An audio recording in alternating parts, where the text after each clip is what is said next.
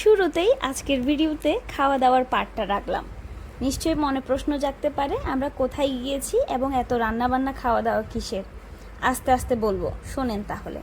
আমরা গিয়েছিলাম পুকুর ধারে, খোলা আকাশের নিচে, ঘাসের পরে ঘাস, মাঠের পরে মাঠ, খোলা আকাশের নিচে একেবারে নিবৃত একটা শান্ত পরিবেশে, যেখানে কোনো কোলাহল, কোনো যানবাহন ছিল না আমাদের ডিস্টার্ব করার জন্য।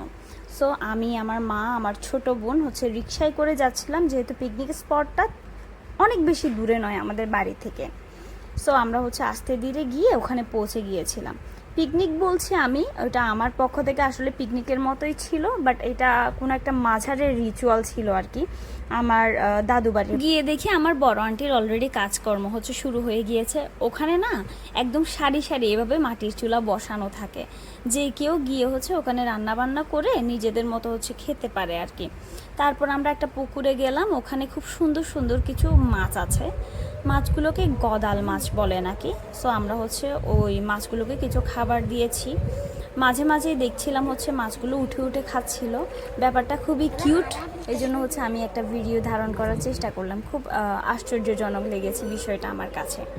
আর আশেপাশের পরিবেশটা সত্যি বলছি অনেক সুন্দর ছিল, যেহেতু গ্রাম্য একটা পরিবেশ।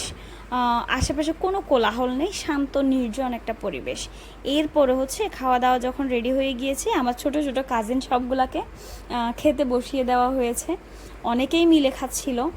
সো খাওয়া দাওয়ার পরে আমরা আবার চলে আসছিলাম সেম রিক্সা করে। দিনটা বেশ ভালোই কেটেছে নির্জন এলাকাটা ফেলে। এরপর আমাদের এই চকরিয়া শহরে ঢুকে গেলাম আর কি আমরা।